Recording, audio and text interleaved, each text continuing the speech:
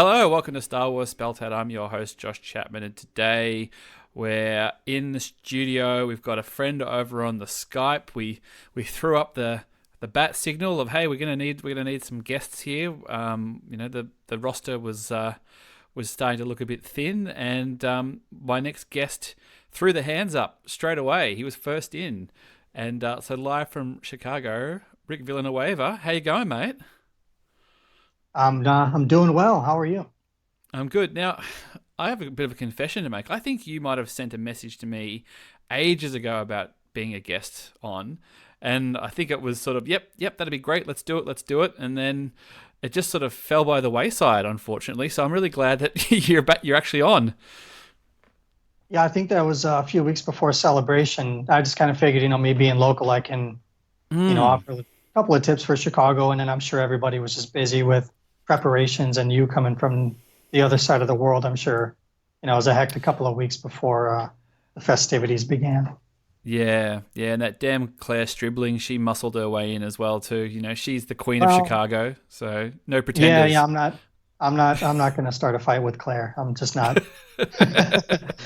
That's right. She's small, but she's tough. Yeah. So, how was your Chicago experience? I'm trying to remember whether we crossed paths. I crossed paths with so many people in Chicago, but was it good having it in your hometown? It was great. When the announcement came down last year, it was like it's here. You know what I mean? It was like for me personally, it felt like this Like the just Super fell in Bowl had my come. lap. Yeah, I mean, it was like my own fandom was being celebrated in the front yard of the city that I grew up in. That's how it felt. It felt very personal. And Yeah, the culmination of the whole saga and everything. So it was really cool. Like that, and the day that I found out, when I saw it first on, I think it was on Facebook, I scrolled right past it because I never thought it would happen here. And then I saw one of my cousins, who at the time I think was living in South Carolina, posted something about it like an hour or two later, and I was at a Taekwondo class with my son, and his instructor is a big Star Wars fan too, and I just happened to scrolling through, just saw it, and like, what, and just kind of flipped out. So we bought our tickets a few weeks later. We only bought one day, and I happened to get lucky and came across a 5 day pass. But I was only there for 3 of the 5 days. yep. So Did you take your son along? yeah, he went. The three of us, we went Saturday, and there was so much going on. You know what I mean? Like there's so much to look at, and Yeah. you want to buy everything. And then when you have a 9 year old, and he's like, "Can I have this? Can I have that?" And he Oh, was he's actually really good. nine, like perfect age. Yeah, exactly. Perfect age, to see all the cosplayers, and he was wearing his little K2SO costume that he had on, and Awesome. I had people well, not mistaking, but like recognizing me as Cassian because my wife bought me Yep. a Cassian replica jacket for Christmas last year, and Nice. that was just my everyday jacket, so it was kind of like an unintentional cosplay.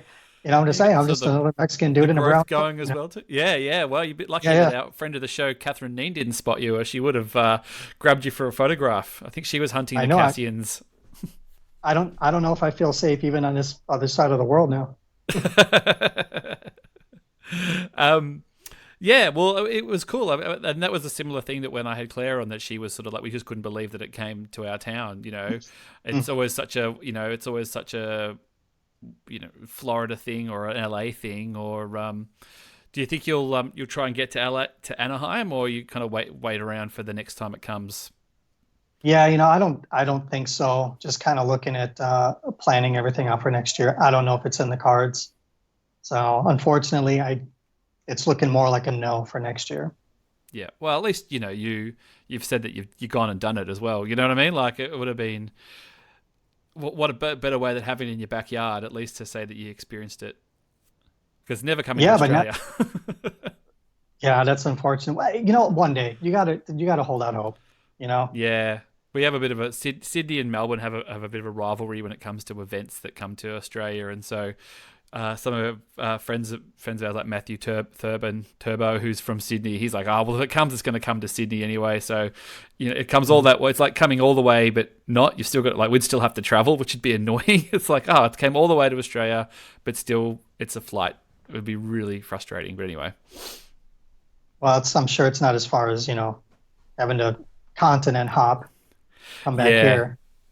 Yeah, it's true. But at least it's sort of, I don't know, make a trip of it as well. We've sort of got the passes and things, and nothing else has really been organised. But if you're going to go to LA for a Star Wars thing, you might as well hit some Disney and stuff as well, and do all that kind of stuff. Yeah, you kind of have to do it up. I mean, that was the thing with it being here and in April.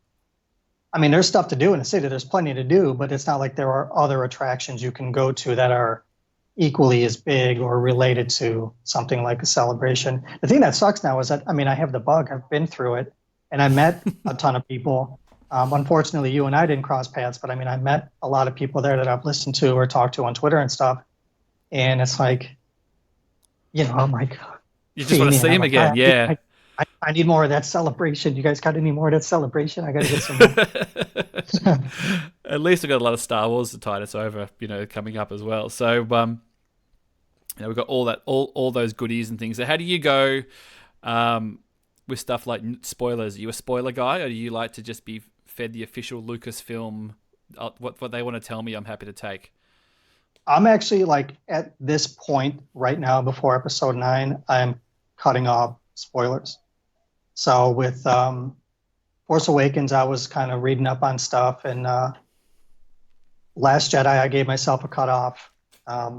Once the critics go to see the those first screenings of it, there's total shutdown. You won't see me social media for that week or two or whatever. And with this one, I follow MSW, and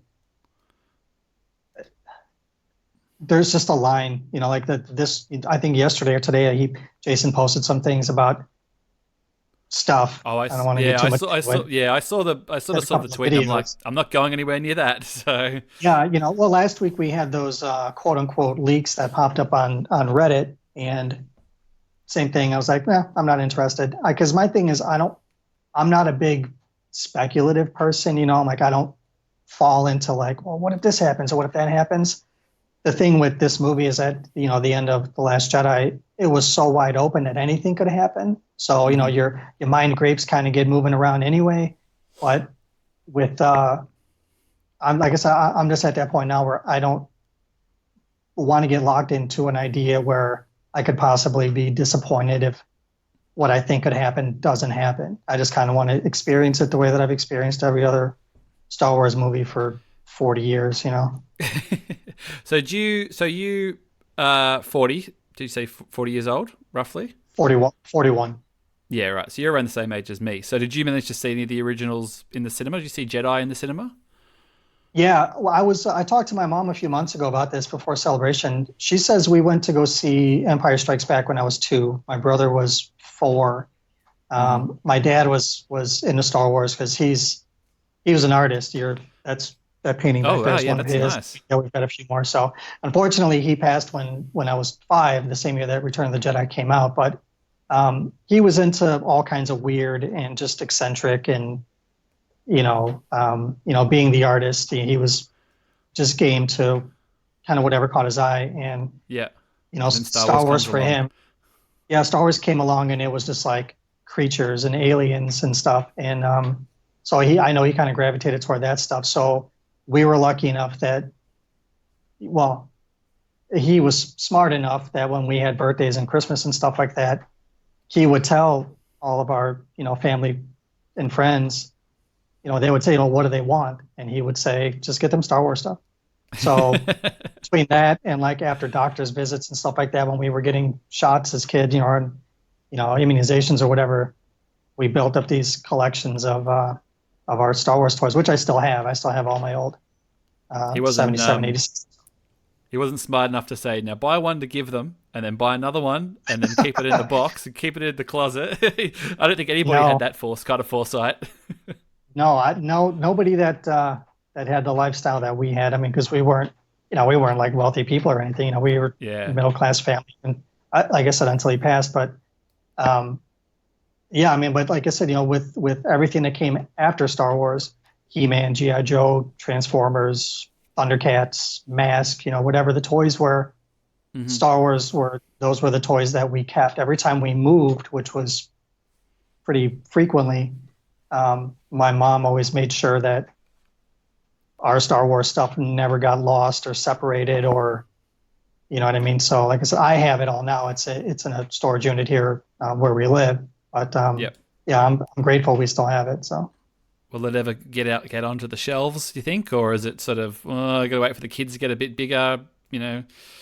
no, my son Isaac, he knows that I have all of it. My figures, I have two of the old Darth Vader cases Yep. that are full of figures. Those are in my closet. He's seen those. I've taken them out, and he's, hey Dad, can I see, this that? And they're old and brittle, and they're Mm. not. I don't like to take them out because I had my Bespin Luke maybe 10 years ago. I took it out of the case, and just a leg just fell off. Oh, Because no. they were so loose, like the limbs were so loose because we played with them so much. Yeah. Yeah, it just like dry rotted off. So he knows that they're there, and he's seen some of the stuff that I have in storage. All my old, a lot of the old vehicles and stuff. Like I still have a box for my Rebel transport. It's kind of beat up, but I still have it. Yeah. My Ewok village and all of this stuff that. And then in the '90s, I was buying all the Power of the Force stuff, so those are all in bins downstairs. And I keep telling him, like, he sees pictures and he's like, "Hey, do you have this? Do you have this?" And I'm like, "I think I do. I don't know anymore because there's a lot out there. It might be, I don't know, 60, 70 figures in one of those bins of just the Power of the Force stuff." Yeah, they So don't move quite as well. They're not quite as revered as the old Power of the Force stuff. I saw a guy on Facebook Marketplace the other day. He was selling probably 15 of them, and he wanted $450. That's Australian, which is it's about 320, 330 US. I'm going, mm, dude, I think you're kidding yourself. I don't think you'll be lucky to get $5 or $6, I think, for them now. They don't really. I just remember at Celebration, because it was the 20th anniversary of Phantom Menace. All those right. buyers who'd bought up all that Phantom Menace stuff were like, "Great, here we go. Let's put it up on the shelves. It's going to move. Everyone's hungry for Phantom Menace." And I think I got a an Obi-Wan, I think, on card for $5. That was just because I'd had it, and I wanted the Black Series exclusive, and I've just gone, well, I'll get that because it'll be a nice little compliment to it, if Yeah, I yeah. manage to snag it.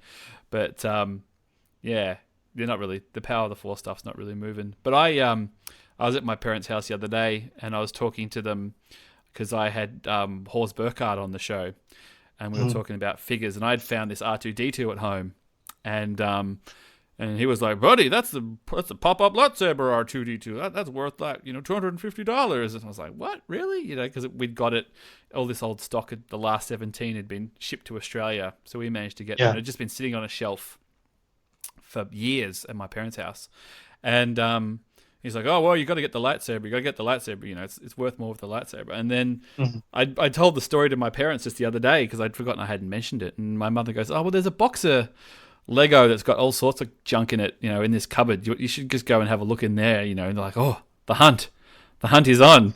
So I tipped this whole box out, and it was full of old Lego and all sorts of crap. And I pulled out a couple of old Star Wars figures. There was sort of some Return of the Jedi era stuff. There was a B-wing pilot, and the Emperor was in there, and Bib Fortuna, and that sort of the end of the line kind of stuff. Yeah, yeah. And I'm digging through all this stuff, trying, slowly putting it all back. And then I got to the very end, and I found this little long little green thing at the bottom. I'm like, oh my god, it's the lightsaber. It's the lightsaber. And I pulled it out and closer, and it wasn't. It was just happened to be this thin green piece of plastic that looked like a lightsaber, but because I'd put the photo up of, because I wanted to see, and I'm like, nah, but it was such a tease. It was, Man, I you was were so that close.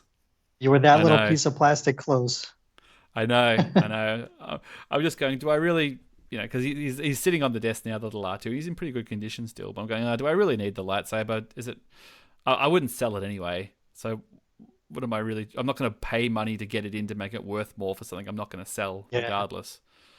I have one as well but I don't have the lightsaber for it. So it's the same thing. It's the same as yours.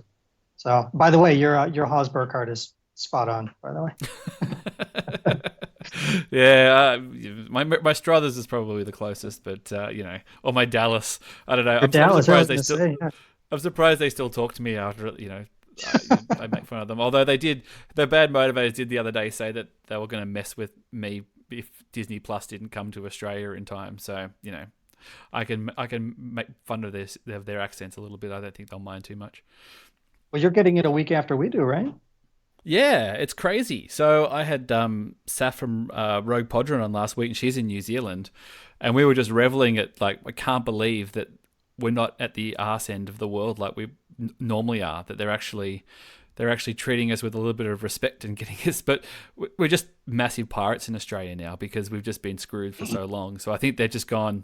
We just might as well just give it to them because they're going to pirate it anyway. I You're a know. continent founded by pirates. I mean, come on. Yeah. They don't know who they're messing with. Yeah. I know Paul or Charlie Ashby in the UK, they don't get it until February, I think. So I don't know whether they'll get The Mandalorian, in some other way of getting it. But what a massive bummer. Are you gonna get it day one? Yes, absolutely. I mean, Mighty well after seeing spent. the footage at Celebration, I wasn't in the rooms for it. We were at the Star Wars show stage, so we got to see like the whole behind the scenes reel, but we didn't see the The scene. the whole scene with Werner Herzog. We didn't Yep. get to see any of that. That all cut out. But what Did you we did boo see, when they cut it off? okay. So what they did was they had I don't know who the guys, but he came out on the stage. So when they did the behind the scenes reel, the screen cut off for a second, like the feed cut, and then this guy, we were like, what's going on? And this guy comes out and he was like, guys, don't worry, you guys are going to get to look at it, but you gotta promise me you can't record it. Okay, we're good to go. And then he ran off. So then we saw the behind the scenes of them, doing the practical Oh, the effects with ship the and stuff. Razor Yeah, Crest. yeah. Yeah, yeah, yeah, all of that, Yep. which was really cool. But then the panel ended, and it was okay. Well, we're going to be saying goodbye now, and then the feed cut, and I guess in the room it was okay, guys, check it out. So we Yeah. had no idea. Um, but what Oh, we because did I'd see, because I'd heard that when they cut the feed, you'd already know that the footage was coming, and then people started booing. But obviously, they just didn't realize until after the fact that the people in the room are seeing more stuff.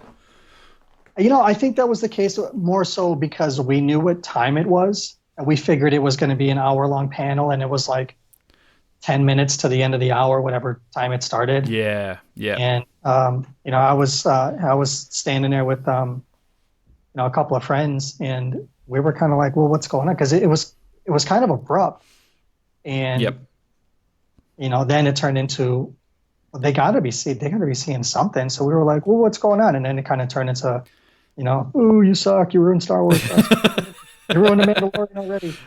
Um, You've ruined I it mean, it already. was fine. Yeah, I mean, because we knew. I think everybody standing there knew that it was going to be a matter of minutes before it popped up online anyway. So Yeah, it is. I mean, I think most people assumed that they'd officially release it, and then nothing. It was just the handy cam footage.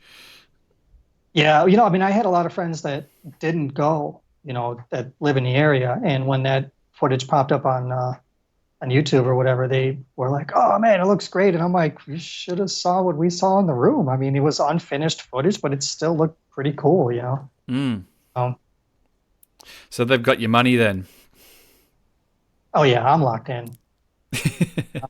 There's no way. I mean, and not even just for the Star Wars stuff. I mean, there's so much content coming that's going to be on the app day one that I mean, for us here, if we do the bundle, it's $12.99 a month for Disney Plus, Hulu, and ESPN. Hmm.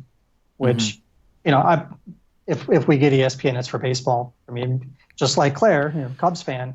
So Ah, that would be the extent of any sports watching. And did you I get the think that it T-shirt? was. I know I did not, and no what no, and I heard you say it was kind of your highest seller so far. Yeah, which is crazy Unexpectedly, because it's yeah. so silly. But anyway, The only reason why I'm like hesitant to pull the trigger on that shirt is because I have a lot of friends. I grew up on the south side of Chicago, and that's White Hmm. Sox territory. And I Yeah, have a lot right. of friends that are very, very adamant, diehard Sox fans. And if I had a shirt that was a Cubs shirt, and this is just for me, anybody else that's got this, it's a great shirt. Don't get me wrong, but it says crumbs in the sea. Yeah, yeah, Like that's unfortunately that's cause for ridicule. So I'm kind of like, I yeah. don't What are you know, doing and I messing don't know. with it? You can't be messing with the brand. You don't respect them enough. You're not hardcore like us Sox fans. Well, they'd see it as like, nice shirt, Cubs fan, crumbs. Your team is a bunch of. Yeah. There was a joke shirt that came out some years ago that said, I think it was like Scrubs, something like that, some stupid thing. I don't know. Baseball rivalries are Yeah. stupid, and I don't know. I don't get. All sport. Hey, look, it's not exclusive to baseball, mate. It's it. All the ones that I've done, I've always got something from some other rival going. Oh, well done. That's a bit silly. I Yeah. think the White Sox were at Celebration. I seem to remember walking past a White Sox booth there where they were doing some kind of promotion giveaway thing. I just like I don't really know anything about baseball. I kind of just sort of walked on, but they were like, "Oh, you It do was. this," and They were probably giving out free tickets because they can't fill that stadium for. oh, Just, burn. I'm sorry. That's the attendance numbers are always low at. I can't. I hate the name of the ballpark. To me, it's Comiskey Park. It's always been. I mean, I've been to more ball games at the old Comiskey Park than the new stadium when it went up in the '90s.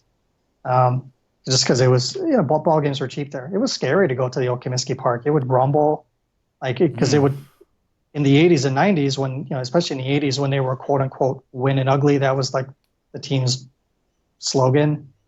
yeah. It really raucous in there, and when people bounced around the whole building shook, and it got to the point where someone like the concrete or the plasticrete or whatever they had would start it started falling off, and it was one of the Oh reasons why God. they tore the old stadium down and built the new one, and the new one is so much bigger than the old Comiskey, and they struggle to fill it. Tickets are cheap, Yeah. cheap hot dogs and beer and stuff. The only time that ballpark that I've seen was sold out games, playoffs in the World Series in 2005 when they won. Hats off to them. And when the Cubs go down to the South Side, and that's the only time. There's a lot of Cubby blue there. That's the only time that ballpark is ever full. So the Cubs won a World Series not that long ago. Did that feel like Yeah. all new like getting all new Star Wars movies at once? Like just the feeling of winning a. Is it like is it different? It's obviously a different love, a sporting love, but the excitement of leading up to that. I suppose you'd already gotten a few. What year did the Cubs win? Oh, 16 was it? 17? 16, That was the 15, year of It was Rogue very One. similar to. It was the year that Sports Talk, whatever, Star Wars Sports Talk. It was the year that a whole bunch of sporting stuff around the world kind of happened. Leicester City won the Premier League. Who'd never won anything ever, let alone winning a Premier League. And then in Australia, in the Australian Rules Football League, the Western Bulldogs won their only second championship, and they hadn't won it for 60 years. So it was all these underdog teams all sort of came up at once and started winning stuff. So I don't know if the Cubs were sort of synonymous with that as well. Yeah, it was like a big sports wide upheaval. That was the election year here because we had Hmm. the Cubs win, and it was kind of like hell's gonna freeze over, and then 2 weeks later it did. Like, well, Not to get it not hasn't to been get great, but political, I'm not giving up that championship. right?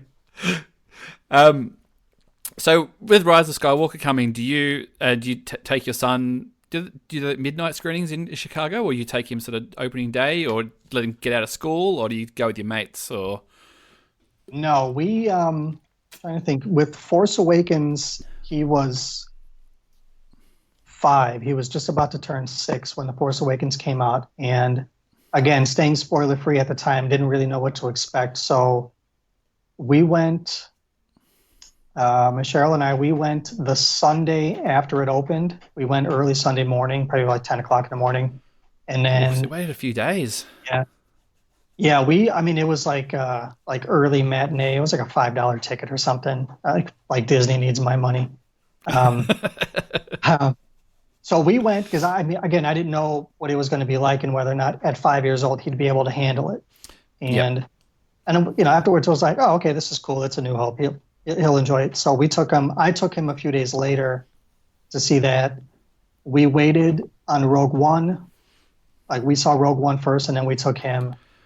And with The Last Jedi, we went. I think we bought tickets, and we pulled him out of school like 2 hours early to go see it. Oh, nice. That's a good day. Yeah, and so yeah, it was. Unfortunately, he was sick, and we didn't know it at the time. He was coughing quite a bit in the theater, so apologies to anybody that was in that theater that, that we were at. And it's Solo. We were on a mini vacation the weekend Solo came out, so we waited a week to see that. So. Yep. And then Rise of Skywalker, similar. Take him out of school early, you reckon, or just have to see what's happening leading up? If he's in school that week, because that's right around his Christmas break, I'm not sure exactly when his Christmas break starts. If he's in school, probably pull him out. We'll see. See, the thing is, we never bought advance tickets. Where we live, just outside of Chicago, there's a handful of theaters around us. So, like, we have the pick of the litter. There's like 2 or 3 IMAX screens that are within driving distance of us that we can go to, and the theaters that have the reclining seats and they bring you food and drink and stuff like that are, within about a half an hour distance from us. So we have, we can pick wherever we want to go. So for this, I don't know.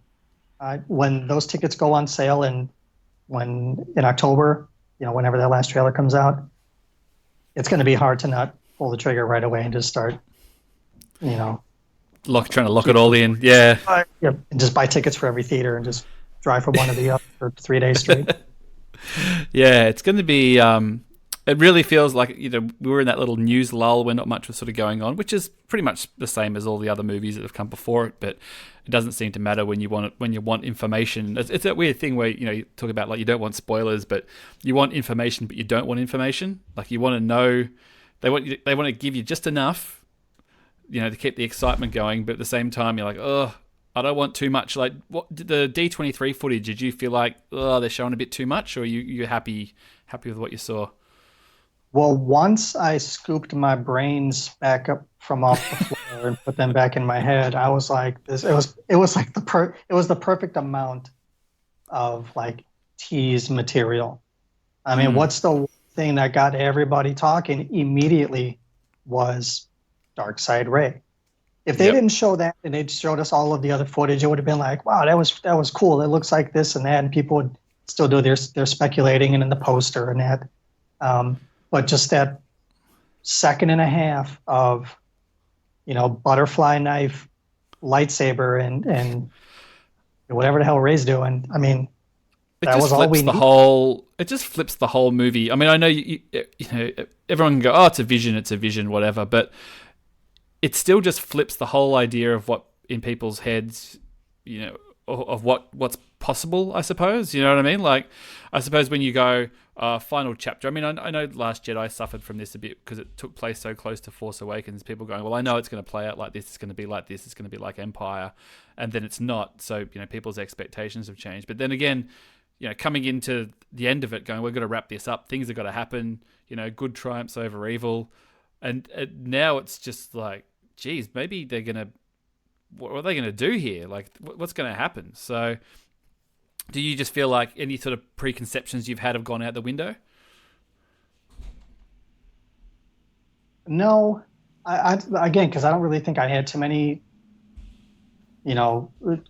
preconceived notions that I was really, really clinging on to. I don't think there was anything that I really wanted to see, except for what we knew we were already going to see. With Force Ghost Luke, we're going to see Leia again.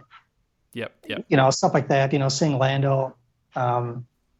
The things that we already knew, for me, that's kind of enough. That's enough of a confirmation. Like, it's going to be hard to not enjoy this movie unless they just, they really screw it up. And at the end, it's, the Jedi Shaggy comes out and he pulls a mask off the Emperor, and he was like, and it was, Chancellor Valorum all along. He's like, God, if it wasn't for you pesky, you know what I mean? Like, unless it was something. I think I'd still just go, wow, that's a ballsy ending. Right.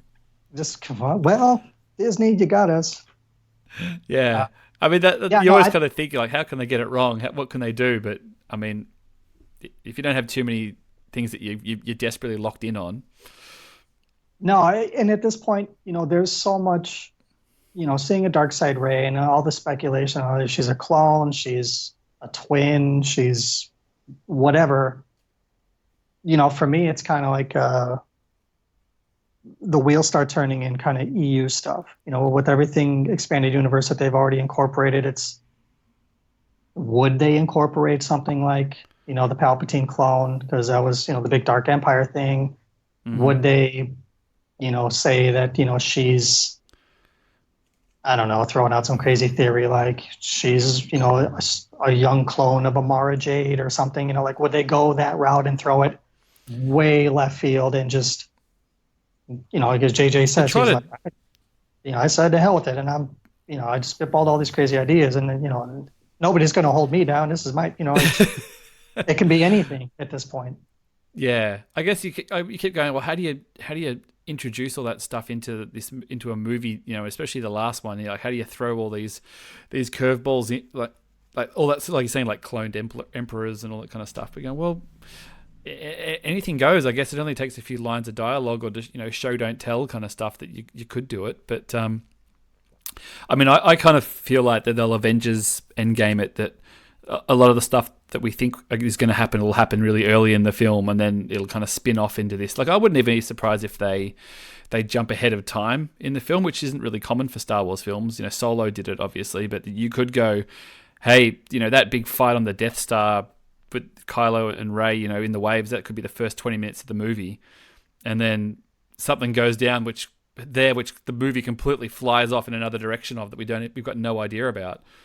Yeah, I would imagine that the a minute and 20 seconds of brand new footage that we've seen is probably from the first third to half of the movie. There's no way they've already shown us something that's in the latter half of the movie. No way. Yeah. And, J.J. Abrams has got this reputation of, Mr. Misdirection, messing with us, teasing us, all these little, mystery boxes and things that I don't think there's any way you can possibly lock this down and say that what's going to happen, especially if you're not going for spoilers and stuff, obviously, as well. But I'm quite happy to sit back and go with the ride. I don't know about you. That's exactly my whole thing. And again, for those of us of a certain age, 35 or 40 years old plus, there wasn't the spoiler culture the same way that there is now when the original trilogy was out. So you went in, and if you liked it, you liked it, and if you didn't, you didn't. And that's just, to me, that's the movie-going experience. You should just go in with, leave your hang-ups at the door, your expectations, wipe them off with your feet. Don't even bring them in.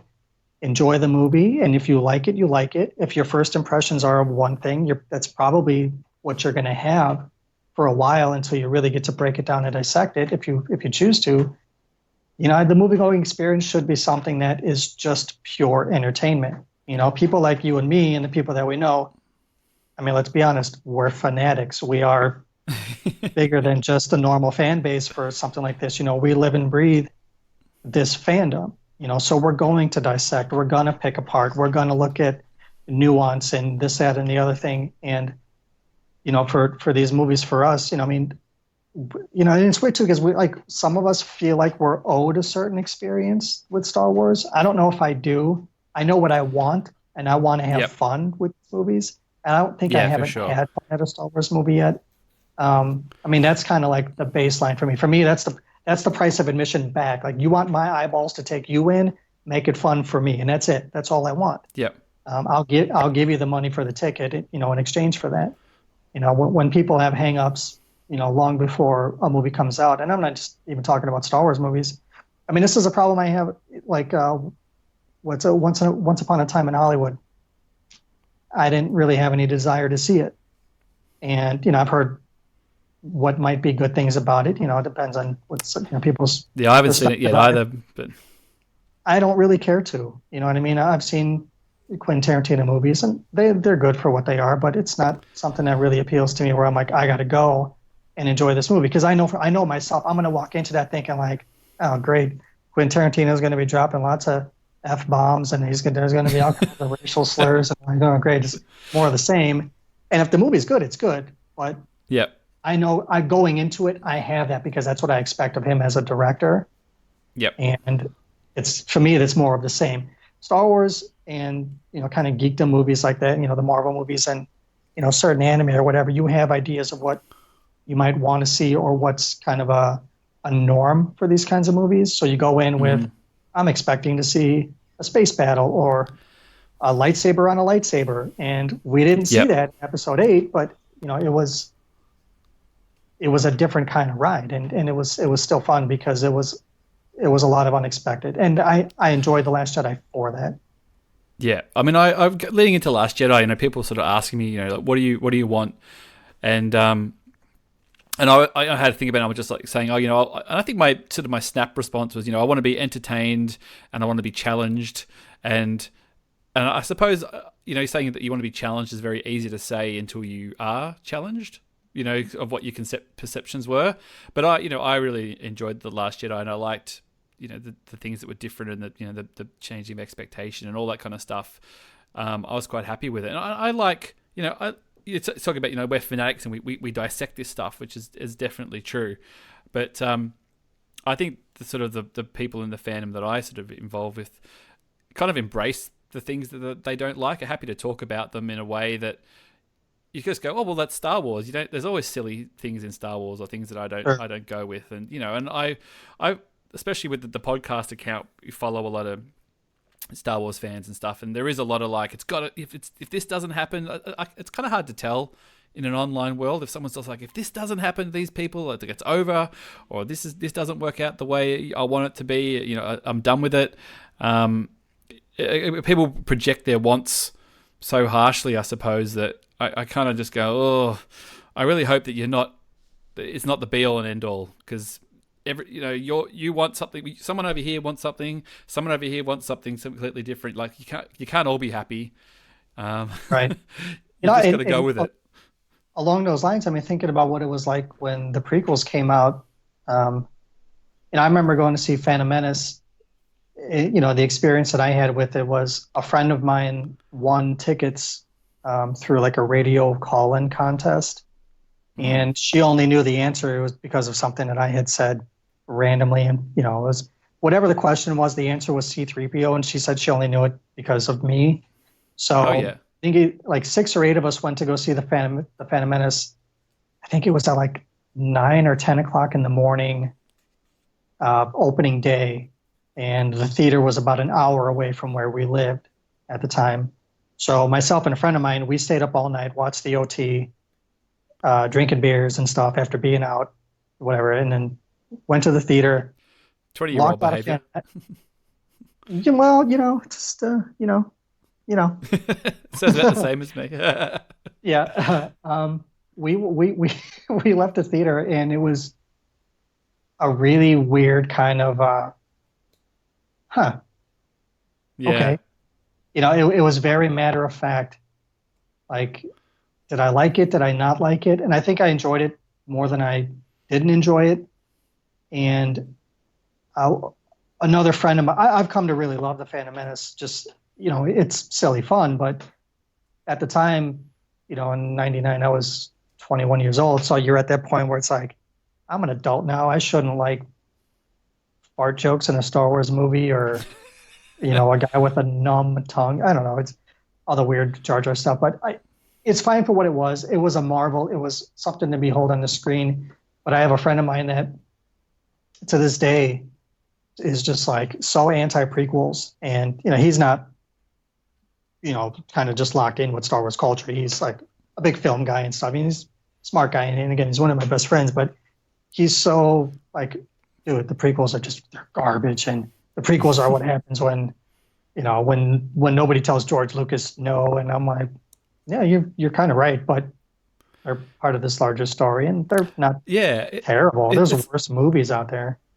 It's like, I mean, I always sort of feel like, especially Phantom Menace, I guess, there was such lead up, such hype, and everybody, and in your head, you're sort of dreaming about, what this movie could be and what you think this movie is going to be.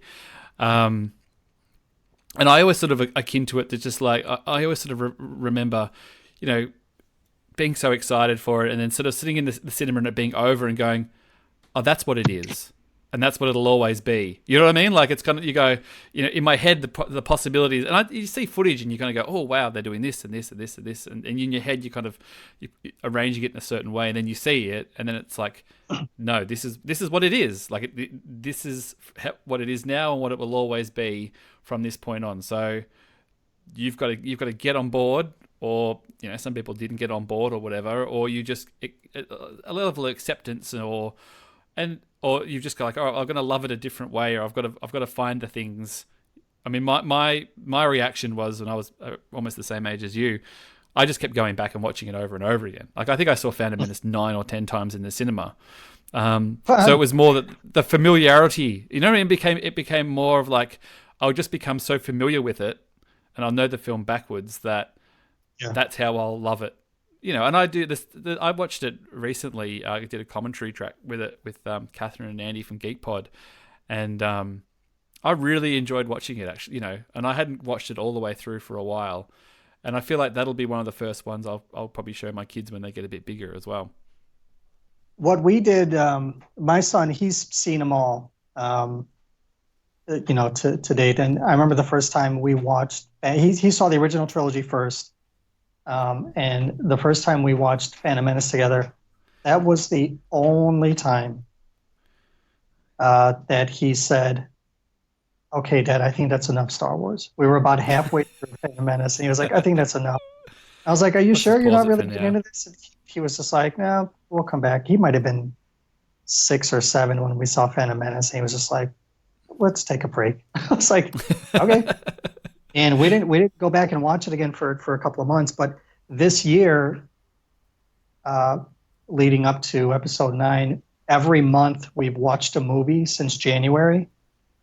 Since there's 11 canonical movies, and then we'll get The Rise of Skywalker, obviously. So we watched Phantom Menace in January, and by the end of the movie, I remember, like, my wife was like, wow, why, the Jedi, there's like some stuff that they did, like, what's going on with the Jedi? Like, she's seen the movie before, but it was just like, it's not the greatest movie in the world, but episode 2, we watched episode 2, and I couldn't help but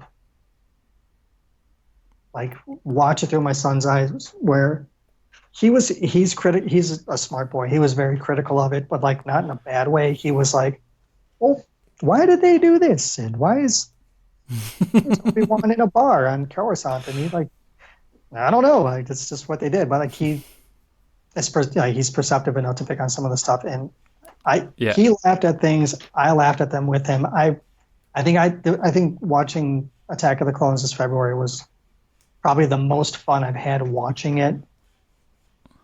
Probably ever, because I think I remember going to see it in a theater with a buddy of mine, and when and we went opening day, when Yoda comes, kind of hobbling out with his cane, against Dooku, and we were like grabbing each other, like, oh man, here it is, Yoda's gonna turn the whole world on its head, and then he's, doing parkour with a lightsaber, and we're like, what is going on? Like, what is this? I just remember people were laughing in the cinema when that happened, when I saw it as well.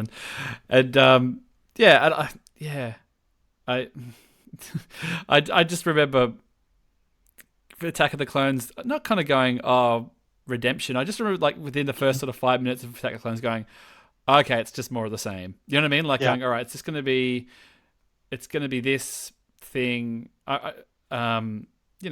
slightly different, but it's the look and the feel and all that kind of stuff is pretty much going to kind of run on. We're going to get that. And and then the thing about, like, Force Awakens, within the first 2 minutes, you're like, oh wow, this feels like A New Hope. Like this is just the way it's shot, and it looked like, that it just looks like old school Star Wars. And it was amazing how that's such a snap between the two.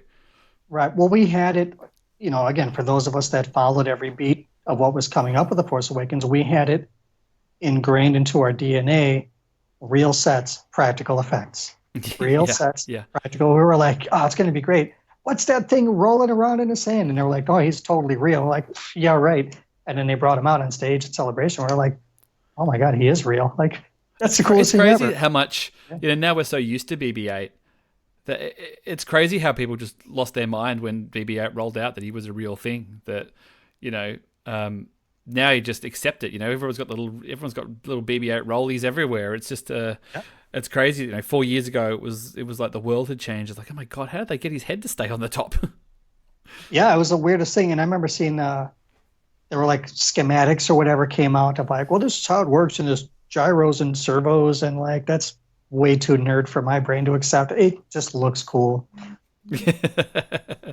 Yeah, it definitely does look cool. Yeah, my daughter's 4, so she knows about Star Wars. She knows that I like it, so I think she takes an interest because she knows that I'm interested in it, and she likes the Star Wars kids stuff on YouTube. Those are great. The, All that stuff is great. Well, she loves the Galaxy of Adventure stuff, and she really liked the Forces of Destiny. Forces of Destiny was, I mean, I know people sort of ragged on it a little bit at the time, but it was absolutely like for her. You know, she's got the dolls, she likes the cartoons. That's how she first related to Rey and Leia and those characters and stuff. But they had they just had a new they've been doing these like watch the Star Wars in 5 minutes or watch these movies in 5 minutes, and we'd watch the sort of the Rolly cartoon that came out, and she quite liked that. And then I was like, oh, we'll watch Star Wars in 5 minutes. And then she looked at it and she was like, nah, too scary for me. She doesn't drive on the live action stuff yet. She's not interested. She likes the cartoon. She's still a few years away. It's weird to think how it was for us at that time. I mean, our parents just took us. Like, yeah, we're going to see Star Wars. And we're like, yeah, it's great. And, next thing there's lightning is going into Luke's body, and they're like, oh my God, what's going to happen? And yeah. I remember still like that. The Emperor, when I saw Return of the Jedi at the cinema, the Emperor really freaked me out. And I remember one of my only abiding memories of seeing that was just sort of looking away or looking at the floor whenever the Emperor was on, because he was too scary for me. That took me a few to get over. I had that with Jabba and Bib Fortuna. And not because of the way Jabba looked, but because of the way he sounded. And Bib Fortuna was like, he was that slimy dude behind him. It's like he was creepy and he's super pale and whatever. But I'm at the point now, kind of like my dad, taking it back full circle. Like the weird of Star Wars is my favorite Star Wars. The weirder the better. Like a lot of people rag on Borgullet in the Rogue One. I love Borgullet. It's the weirdest thing. It shouldn't make any sense. They were like, here's this, this glob of clay. It's going to suck your brains out. And to me, I'm like, that's great. The weirder, the Afro comic book. Yeah. The best. I love it. When they're willing to take those risks and throw that weird into the mix, give me more of that. Because again, for people like us, watching the original trilogy, the thing that sucked you in more than anything else was seeing the cantina scene. I would think most people, if A New Hope is their introduction, that cantina scene is what brings you in because it's so real. There's all of these different faces, these weird creatures and, blue drinks and, whatever. That's the immersion. It's kind of starts with that. Your little imagines just take off. I'm like, oh, that's there. What else is there? And then here we are 40 years later, we get Borgullet. It's Borgullet. And to me, I love it. I love all of the weird of Star Wars. That's my bag with Star Wars. But it'd be so easy to think about Borgullet. It'd be so easy just to leave it out. But they would, there was so much stuff with Rogue One, it was reshot and redone and da-da-da-da-da. And they're like, nah, that Borgullet, that's got to stay. It's got to stay. It's got to stay. Yeah, we've got to have him in there. And I think that was a day one inception of like, you know what? Listen, we're going to do this thing. We're going to steal the plans for the Death Star. But there's got to be like a torture scene with this weird slug alien. Somebody give him a name. Borgullet. Perfect. Gesundheit. And there it is. Is there any Borgullet merch? Is there a figure? Is he in a pack with another? Can you get a Bodhi Rook with a Borgullet? I haven't seen anything. Give me the Black Series Borgullet real slime and mind erasing capabilities, and There'll be you one can off have the my money. peg. Right. Well, there's that photos of that creature in Rise of Skywalker, the big yellow one with the Claude. was his Claude or Klaus or something. Claude. That's just classic Star Wars weirdness, isn't it? Right there. That you listen to a show like Blast Points and like how much they're invested in this weird character. There's like Claude Watch 2019, and I'm like, that's the best thing. There's this weird armless thing that's gonna hug you with its little like face ear tentacle things, you Yeah, know, and he's hanging out with Snap Wexley. yeah. What more could you ask for? That's the that's the best kind of Star Wars. Claude is gonna That's win the war against the First Order. Claude is gonna there won't be a redemption, unfortunately, because Claude is going to come take that double-bladed lightsaber from Rey. I don't know how he's going to grab it. He's going to with his Force whiskers or whatever he's got, and he's going to take down the First Order. That's it, Claude. Claude Demption. Look, if that happens, I will stand up and I will cheer in the cinema. I'm all for that. Like, it's so close now. Let's bring it on. I like I said, I love the weird stuff. I just like the little moments of, for no reason. There's just a bit of weirdness. Like Return of the Jedi, and there's the outside shot of the palace, and that frog just eats the bug and just goes, that kind of stuff, Yep. or the there's the really good one in Force Awakens. I remember in Force Awakens watching that, and when BB-8's rolling over the sand Jakku, and that creature just sort of lifts its head out of the sand, and just makes a perfect Star Wars noise. I'm just like, that's so Star Wars. Like, they have absolutely, like, this movie is in good hands. Like, they've nailed the random creature weirdness. That little creature, what we thought was a little creature, was in one of the Galaxy of Adventures. One of Yeah, the that's first right. ones. It's huge. Right.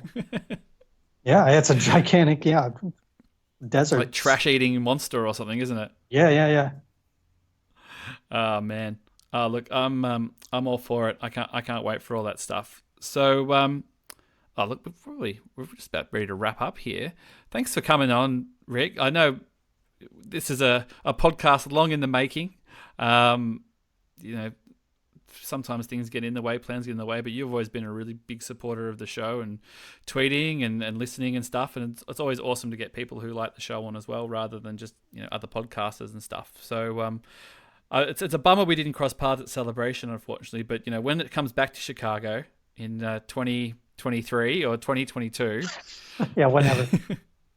when they do it, I mean, it was so successful there. Like, I wouldn't be surprised if they go back, but we'll make sure that we properly spend some time hanging out and with the gang. Were you at the Steel Wars show? I suppose if you had your son there, you probably couldn't go out and socialize at night as much. No, not that night, unfortunately. We were about 2 blocks away during Steele's event. We had lodging about 2 blocks away from the bar where Oh, Steele right, you was. had a good spot then. Well, yeah, I have an aunt that lives right there by McCormick Place, and she said, "Yeah, just come stay here." Oh, very handy. Well, we were, just to bring it back around to the Cubbies, we were staying about 5 minutes away from Wrigley Field, so that was just cool as a person who'd heard of Wrigley Field, and I originally heard of it from the Blues Brothers. That was where Elwood tells the police that his address is 1060 West Addison or whatever it is. That's So it. 60 West that was Addison. that was always my connect to that. So it was very cool to be down there in Wrigleyville. Now, tell everybody where they can catch you on the internet. You can find me on Twitter at Cad Bane's Bounty, where if I talk about something that's not Star Wars, I've been kidnapped and somebody's taken over my account. So that's about it. I am on Facebook at Rik Villanueva.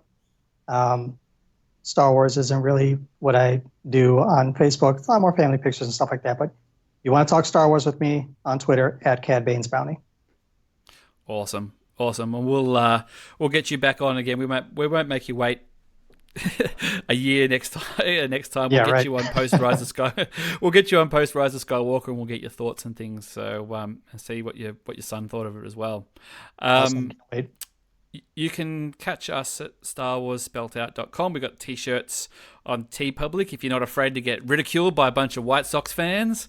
We've got the Selena Scrum t-shirt and a bunch of other ones. Maybe I'll do a White Sox one, and I'll put like a really, I don't know, whoever your least, tell me who your least favorite Star Wars character is, and we'll do a White Sox mashup, Bib Fortuna or something like that. Bib Fortuna, perfect. All right, we'll look into that just to ridicule them. They won't even know. And give us a review on iTunes and all that good stuff. So thanks so much, Rik. Thank you very much for having me. No worries. We'll see you soon.